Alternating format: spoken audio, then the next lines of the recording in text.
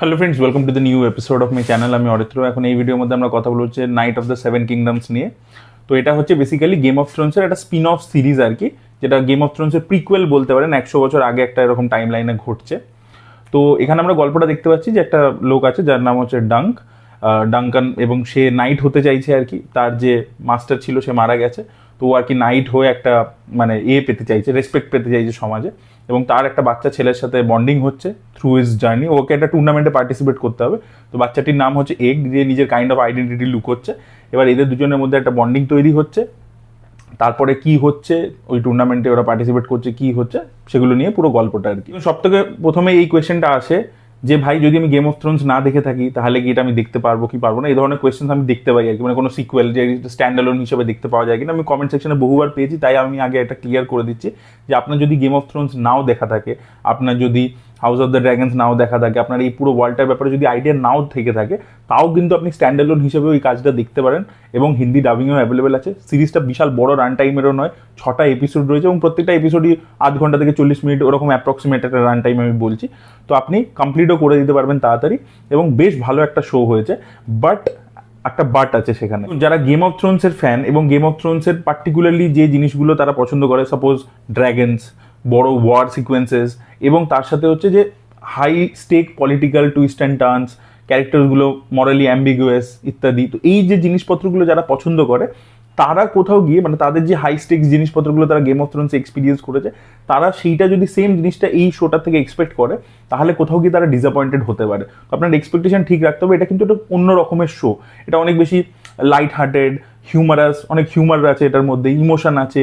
এটা কোথাও এটা অনেকগুলো জনরার ম্যাশআপ বেসিক্যালি। এটা আপনি বাডি এলিমেন্ট দেখতে পারবেন, একটা কামিং অফ এজ গল্প আছে, তারপর কোথাও গিয়ে নিজেকে খুঁজে পাওয়ার এই যে ব্যাপারটা থাকে সেটা আছে, তারপর একটা টুর্নামেন্টে পার্টিসিপেট করার মতো একটা ব্যাপার আছে। তো অনেকগুলো জনরার মিক্স আছে। এবং এখানে কিন্তু একটা কোথাও কি ইনোসেন্স আছে গল্পটার মধ্যে, ঠিক আছে। এখানে কিন্তু ওরকম অত বড় টুইস্ট অ্যান্ড টার্নস, মানে গল্পটা কিন্তু খুব সিম্পল, লিনিয়ার, স্ট্রেট ফরওয়ার্ড গল্প আর কি। মানে গল্পটার মধ্যে টুইস্ট অ্যান্ড টার্নস ওরকম কিছু নেই, বড় বড় ওয়ার সিকোয়েন্সেস নেই, ঠিক আছে। ড্র্যাগন ইত্যাদি কিছু দেখতে পাবেন না। ফ্যান্টাসি গল্প, বাট সেটার মধ্যে ড্র্যাগন ইত্যাদি ওরকম জিনিসপত্র আপনি দেখতে পাবেন না। এবার আমি যেটা বললাম যে আপনার যদি ওই জিনিসগুলো দেখি গেম অফ থ্রোনসের আপনি ফ্যান হয়ে থাকেন, তাহলে এটা থেকে আপনি ডিসঅ্যাপয়েন্টেড হবেন। তো আপনাকে মাথার মধ্যে আগে থেকে ওই জিনিসটা এক্সপেকটেশনটা রাইট নিয়ে বসতে হবে। এবার কথা হচ্ছে তাহলে এই শোটা ভালো হয়েছে কেন, কেন এটা ভালো হয়েছে, কেন এটা দেখা উচিত। দেখুন, সবসময় কোনো শো ভালো হয় হচ্ছে তার ক্যারেক্টার্সের জন্য। Cinema is about the plot, show is about the characters. আপনার ক্যারেক্টার্স যদি মনে থেকে যায়। এবার এই ফ্যান্টাসি, হাই ফ্যান্টাসি শোগুলো, গেম অফ থ্রোনসের যে পরবর্তীকালে প্রিকুয়েল হলো হাউস অফ দ্য ড্রাগন, এবার হাউস অফ দ্য ড্রাগন কি করলো কি আরো গ্র্যান্ড করবো, আরো বড় করব। তো ওই স্পেকটাকেলের পিছনে ছুটতে গিয়ে দেখুন মানে Game of Thrones level just টাচই করতে পারিনি, মানে ধারে পাশে আসেনি। সেম জিনিস কিন্তু লর্ড অফ দ্য রিংসের যে সিরিজটা হচ্ছে হুইল অফ টাইম, ওটার ক্ষেত্রেও এই সেম প্রবলেম হয়েছে যে ভাই ক্যারেক্টার্সের উপর ফোকাস না করে খালি আরও গ্র্যান্ড করো, আরও বড় করো, আরও স্পেকটাকেল আনো। তো এইটার পিছনেই কিন্তু ওদের স্টোরি টেলিং বা এই যে ক্যারেক্টার বিল্ডিং বা ওয়ার্ল্ড বিল্ডিংটা ভালো করে কিন্তু করতে পারিনি। তো সেইটা কিন্তু এখানে প্রাধান্য দেওয়া হয়েছে। এটা কিন্তু সিজনস আরও আসতে থাকবে, প্রত্যেক বছর আমরা একটা করে সিজন দেখতে পাবো। এবং এখানে কিন্তু এনশিওর করা হয়েছে যে ভাই ক্যারেক্টার্সগুলো যেন লাইকেবল হয়, ক্যারেক্টার্সদের জার্নির সাথে যাতে আমরা জুড়ে যাই, ক্যারেক্টার্সগুলো আমাদের যেন পছন্দ হয়। তো সেটাই কিন্তু এখানে প্রাইমারি ফোকাস ছিল। ওই জন্য এখানে স্পেকটাকেলটা কম।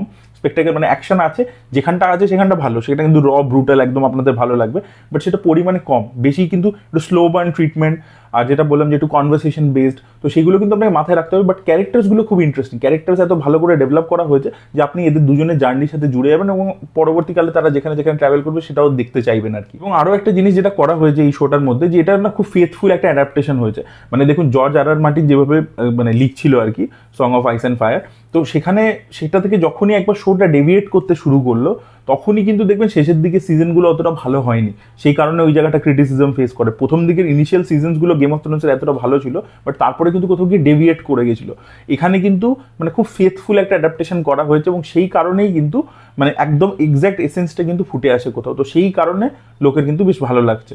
তো আমার তো পার্সোনালি যেহেতু ওই ক্যারেক্টার্সগুলো আমার ভালো লেগেছে, সেই রাইটিংটা ভালো লেগেছে, তো সেই কারণে আমার তো দেখে আমি এনজয় করেছি এবং সামনের দিনে looking forward to the next seasons.